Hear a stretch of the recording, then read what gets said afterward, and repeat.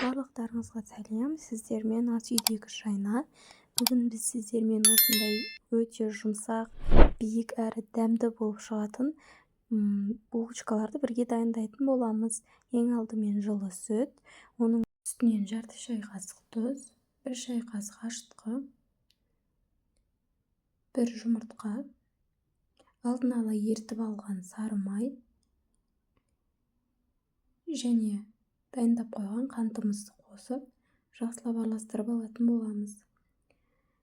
Менің парақшама тіркеліп лайк басуды ұмытпаңыздар. Мен алда түрлі рецепттермен бөлісетін боламын. Барлығы бір жасағаннан өте дәмді болып шығады. Және осылай 1 шай қасық қопсытқышты ұнға қосып, араластырып аламыз. Ұнды бөліктерге бөле отыра салыңыздар.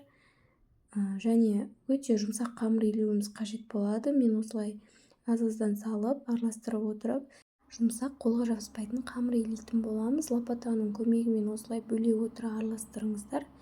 Сонда кішкене өздеріңізге оңай болатын болады. Міне уже қамыр кішкене қалыпқа келді. Мен енді бұны қолмен жақсылап араластырып алатын боламын, яғни илеп аламын. Осылай үстінен май құйып, маймен илейтін боламыз. Яғни икемге келгенде уже қолмен араластырамыз. Міне мен осылай қамыр илеп алдым.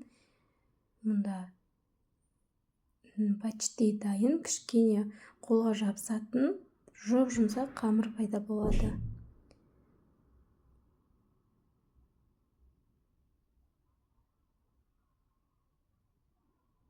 Мен осылай елеп, қайтарып, бетін жауып, кішкене көтерілуге жібердім. 1,5 сағаттан соң міне осылай көтеріліп, биік әдемі болып шықты. Жылы жерге қойыңыздар, міндетті түрде тез көтерілетін болады.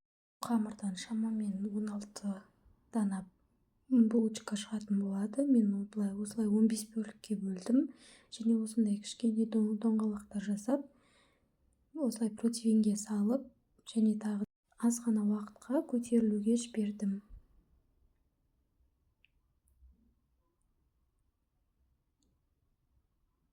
Міне менде көтеріліп шықты.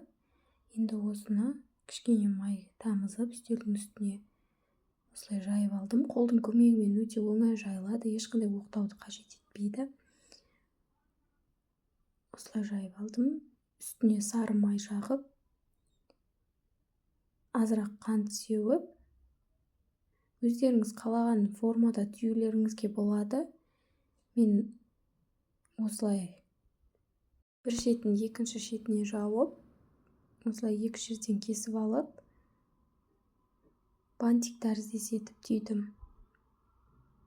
Менде мұнда бір қолмен кішкене ыңғайсыз болды. Екі қолдап түйсеңіздер өте тез әдемі форма шығады.